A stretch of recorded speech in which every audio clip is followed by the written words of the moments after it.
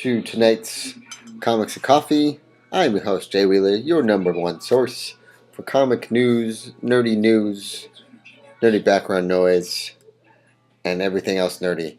Now, yes, normally I do Tuesday's video at the comic book store, but I kind of forgot because we were in various conversations and we were all working very well. So, kind of forgot to do a video at the comic book store, but I'm doing it now, so there's no big worries, ladies and gentlemen. Let's get on with the stuff. Alright, so, yes, today's nerdy background noise will be Heroes of Cosplay, and it's getting pretty intense already. Okay, apparently the Anime Con in Houston, Texas is very serious about their cosplay. They're very just like, you gotta get everything correct. And there's some very catty stuff going on just in the preview alone. So it seems like it's gonna be a very interesting episode. Alright, so now let's get to the news because the news is important. Alright, so this September for DC Comics, they're going to be doing Villains Month, which is meaning that all the villains that you know and love from like Superman, Batman, Wonder Woman, Flash, Green Lantern, all of them, basically. So basically through this whole month it's going to be the covers. The covers are going to be coming in these cool 3D covers that you can turn back and forth and they do action.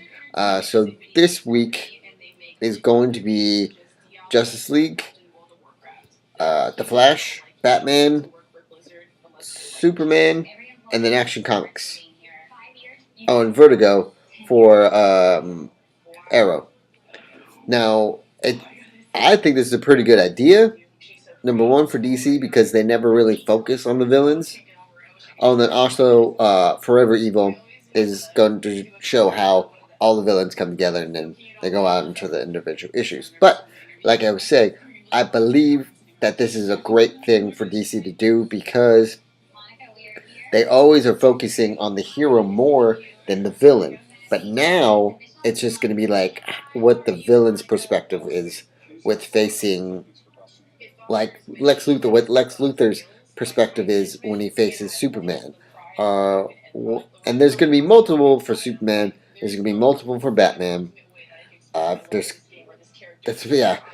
of them are going to be Batman or Superman. I'm sorry, but I think that's how it is mostly because there's going to be a Penguin one. There's going to be a Joker one. There's going to be a Two-Face one. There's going to be a Harley Quinn one, I believe. There's going to be a Clayface one, I think. And that's just Batman. Oh, the Scarecrow one. There's going to be a Bizarro Action Comics Superman. There's going to be Lex Luthor. There's going to be, I think, 2 others for Superman. And then there's going to be Reverse Flash for Flash. And Gorilla Grodd. I don't know who they're going to do for the Titans. But I'll let you know as they come out. So, but again, it's going to be a good September for DC Comics because, it's a good idea.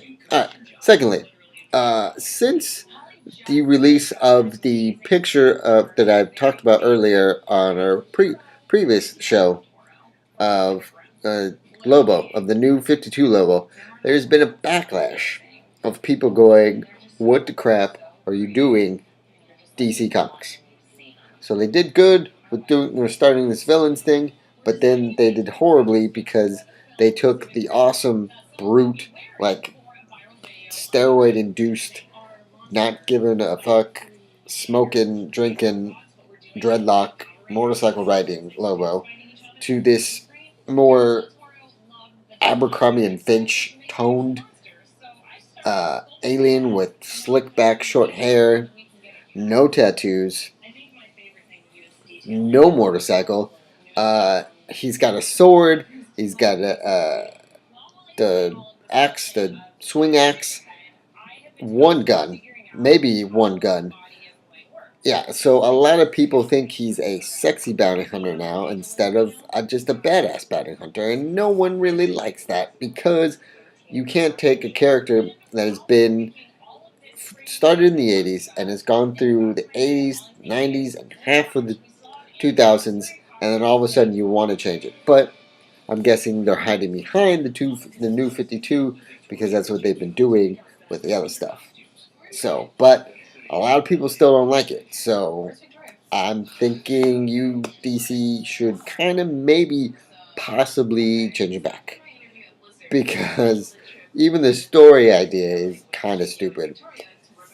That the old Lobo was just a hologram to cover the real identity of this Lobo. That no, come on. Who's you got? You're phoning it in there, DC. Come on, do a little better. Do a little better. All right. Thirdly, there is a pictures up for Transformers 4, and then also there's and one of the pictures going to be up. There's a title for it, and I don't know. It doesn't. It's Mark Wahlberg. I mean, you rebooted the Cars. Yeah, took Shia LaBeouf out of it. I don't know. I mean, it's still Michael Bay. He's still He's still making Transformers. So I don't know if it's going to be any better than the third one or the second one. So, fourthly, there is if you go into comicbookmovies.com, there is a hilarious video of a guy doing an impression of Mark Wahlberg, and he does the whole first movie Iron Man. He says he's basically doing it like if Mark Wahlberg was cast as Tony Stark instead of Robert Downey. It's pretty funny, and he dead on with a Mark Wahlberg accent. So check that out as well because it's pretty hilarious. So all right.